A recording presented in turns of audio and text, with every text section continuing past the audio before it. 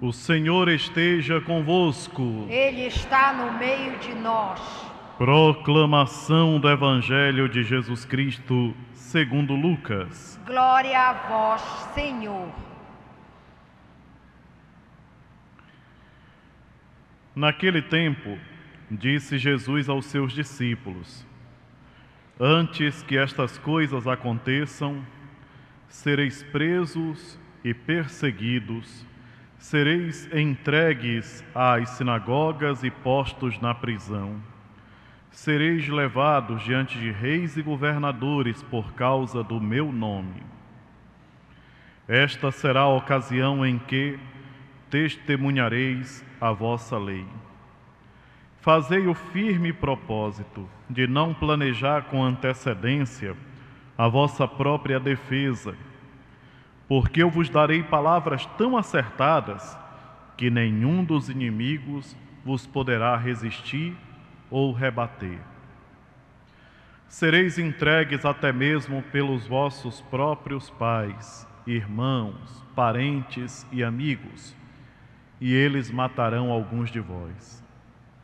Todos vos odiarão por causa do meu nome, mas vós não perdereis um só fio de cabelo da vossa cabeça.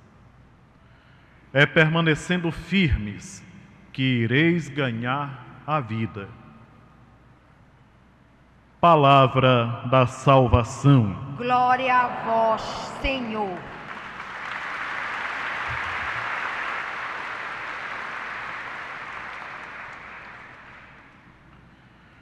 Hoje a palavra de Deus nos oferece dois textos muito bonitos para a nossa reflexão. O primeiro, essa história do livro de Daniel, onde o rei Baltazar é punido pela justiça divina por não ter respeitado o que é sagrado. E o Evangelho que nos fala da coragem que os discípulos devem ter quando forem perseguidos, quando forem levados presos, quando tiverem que sofrer por causa do Evangelho, por causa do Senhor Jesus.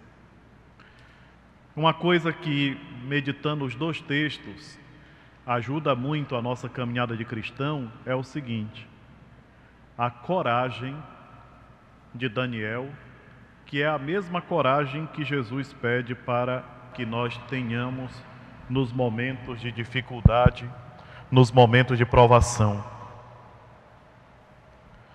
Nós estamos há poucos dias de iniciarmos o ano da misericórdia. E a misericórdia não é só aprender a confiar, não é só ficar perdoando um e outro, não. Mas é difícil perdoar, com certeza. Mas mais difícil do que perdoar é confiar em Deus. E nos últimos dias, as palavras que o Senhor está nos enviando através da liturgia falam claramente disso, da confiança que nós devemos ter nele. Essa recomendação que Jesus acabou de dar: quando vocês forem levados aos tribunais, quando vocês forem levados diante das autoridades, por favor, não planejem a vossa defesa. Não planejar a defesa significa o quê? Não planejar a defesa significa confiar em Deus. A pessoa que planeja a sua defesa é porque não confia em Deus. Então já começa a planejar o que vai falar. Por quê? Porque não tem confiança. E o Senhor fala para confiar. Na atitude de Daniel tem uma coisa impressionante. Daniel, ao ser chamado pelo rei, o rei, como toda gente que tem dinheiro, começa o discurso assim: olha, se tu precisar, eu vou te fazer isso, eu vou te dar aquilo e tal. Agora eu quero isso, não é? E assim o rei não podia agir diferente. Isso é desde que o mundo é mundo. E aí o rei começa: eu vou te vestir de púrpura. Quer dizer, a púrpura era uma cor que só quem tinha dinheiro podia usar. Era um vermelhão caprichado, né? Eu vou te vestir de púrpura, eu vou te fazer o terceiro dentro do meu reino, mas eu quero que tu decifre o que foi escrito ali na parede. Daniel, com muita coragem, diz assim: quer saber de uma coisa? Pega a tua púrpura, pega o teu terceiro lugar e dá para quem tu quiser. Eu não preciso disso, mas eu vou dizer o que está escrito na parede. Olha que liberdade esse homem mostra. E por que ele mostra tanta liberdade assim? Porque ele confia em Deus. O rei naquela hora poderia ter ficado enfurecido e ter mandado cortar a cabeça dele. Naquela época, para cortar a cabeça de um que ofendesse uma autoridade, era um negócio rápido. Mas não. O rei ficou impressionado com a coragem de Daniel. E Daniel então decifrou para ele de graça o que estava lá. Tem uma coisa que vale a pena nós refletirmos nessa leitura também.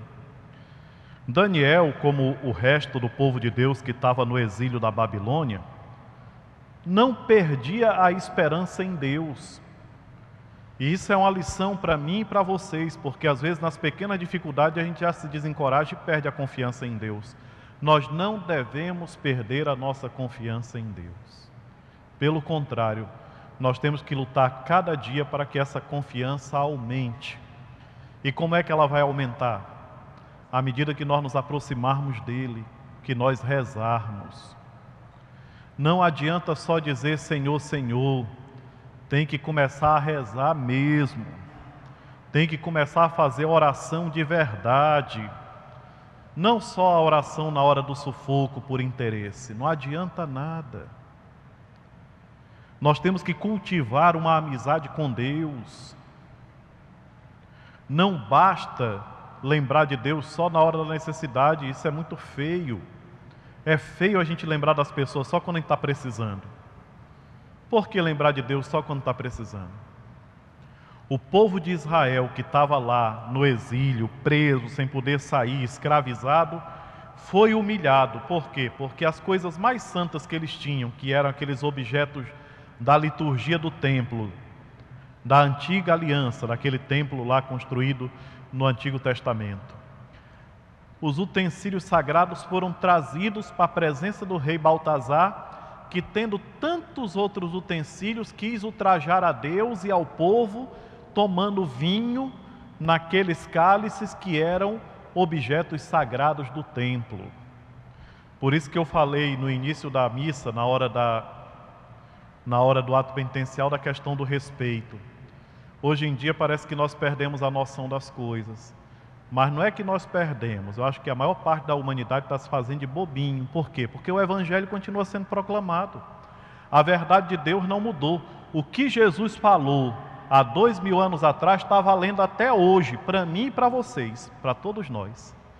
Então não tem por que a gente achar que acabou, que a gente não tem que respeitar mais ninguém, que não tem mais por que ter respeito pelos outros. Temos que ter sim. Nós temos que recuperar, meus irmãos e minhas irmãs, essa condição de respeitar os outros, saber respeitar o próximo, em tudo. Saber respeitar o próximo até na maneira como a gente vem para a igreja.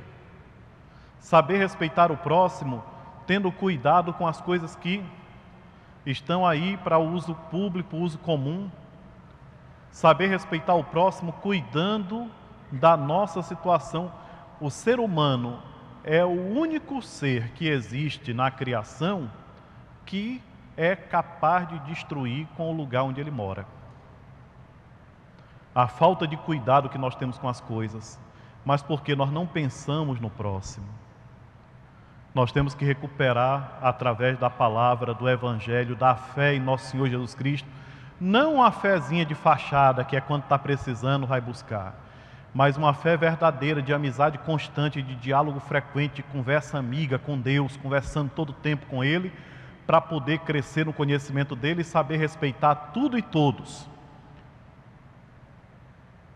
Os mandamentos não mudaram. Uma vez chegou uma pessoa ali no confessionário comigo e disse assim: Padre, eu nunca me confessei, mas os mandamentos ainda valem? Eu digo, claro, não caiu nenhum. Pelo contrário, parece que até aumentou, viu? Então, queridos irmãos e irmãs, Não tomem isso como uma repreensão, não é. É uma reflexão que eu faço junto com vocês, que serve para vocês e para mim. Nós temos que ter um cuidado muito grande, nós estamos perdendo a noção, e nós não podemos perder a noção do valor da vida humana, o valor do ser humano.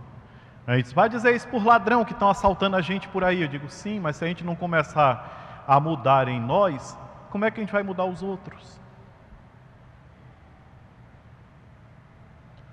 E tem mais, é rezando que nós vamos alcançar a paz.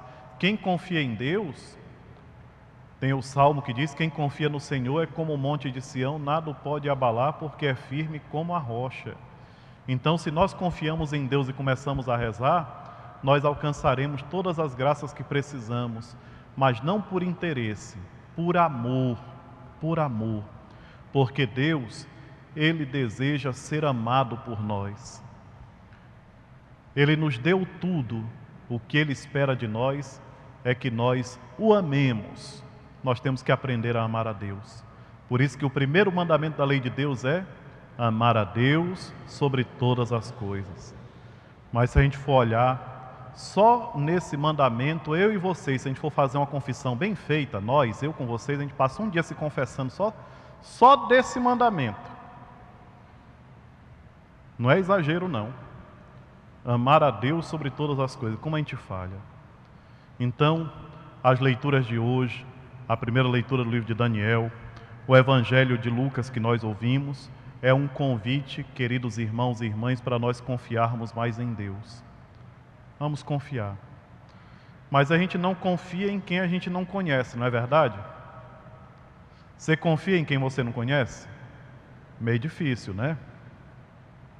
Então, se nós queremos confiar mais em Deus, temos que conhecê-lo. E tem um meio para a gente conhecer. Os 4 evangelhos. Nós temos que ler os 4 evangelhos. Aí o pessoal, mas a Bíblia é...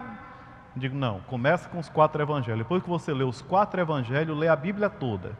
Tudo vai ter sentido a partir daquilo que você lê nos 4 evangelhos. Viu? Se até o Padre Jonas Abib, quando ele fez aquele método Monsenhor Jonas para ler a Bíblia, ele diz, tem que começar pelo Novo. Tem que começar pelo Novo Testamento. Não adianta ir estudar pelo Antigo para chegar no Novo, tem que começar pelo Novo, que é o que nós estamos vivendo, e depois vai lá para o Antigo. Tá? Meus irmãos e minhas irmãs, que a graça de Deus nos acompanhe e preparemos-nos, porque daqui um dia vão ter 2 portas da misericórdia na nossa arquidiocese de Belém e também nas dioceses espalhadas pelo Brasil e pelo mundo, né? Quantas pessoas que agora nos escutam e nos assistem que são de outras dioceses, em cada catedral vai ter uma porta da misericórdia aberta. Aqui em Belém nós teremos 2, uma na Catedral Metropolitana e uma outra aqui na Basílica de Nazaré. E que essa porta da misericórdia seja o início de uma vida nova para cada um de nós. Seja louvado nosso Senhor Jesus Cristo. Para sempre seja louvado.